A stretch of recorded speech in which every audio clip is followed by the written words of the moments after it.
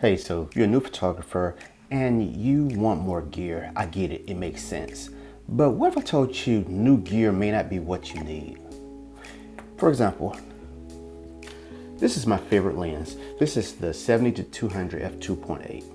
Love this lens. This is my second favorite lens. This is the 85 f1.8. Now these are my favorite lens based off the lens that I own. And this right here is my least favorite lens. This is the 24-70 2.8. All great lens. But the funny part about it is, this is the lens I use the least. This is the lens I use more than my favorite lens. But this lens is my workhorse. I find myself using this lens more than often.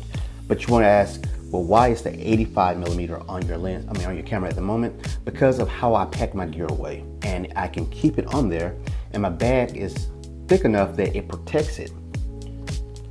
So what I mean by it may not be what you need, regardless of how many lenses that you have or you don't have, the thing that you may need is more success. What I mean by success.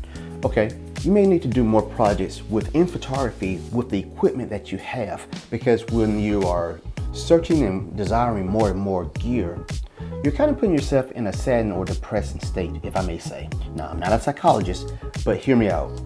So when you're always chasing after something, you're not appreciating what you have. So you have a camera, whether it's a camera or your cell phone, find a project to do that you can do within the capabilities of the camera.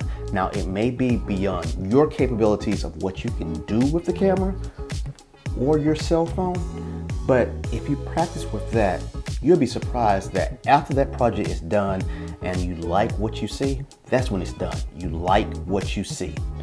Quick interruption. If you're liking this video so far, how about liking and subscribing to help me grow this channel? I appreciate it. Now back to this video, okay? Let's go.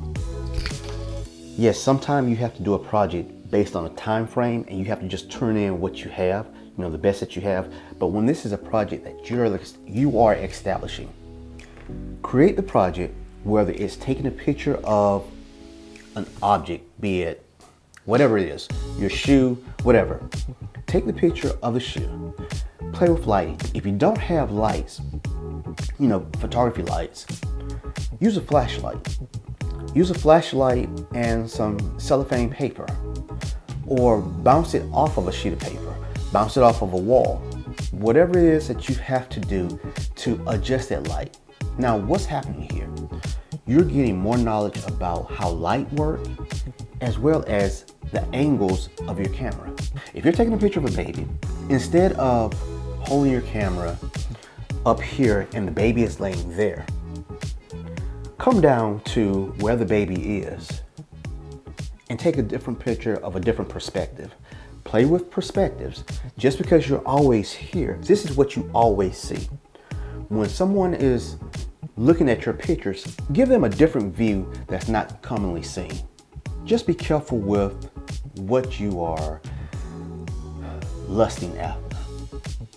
I like gear. I have a whole list of gear that I would like, starting with the 35mm f1.4, the 90mm 2.8, which is a macro lens. I have 90mm in here. It just isn't a macro capable lens per se. There are accessories I can get, but again, I'm trying to limit the equipment that I have, and I'm just trying to look at these as what they are.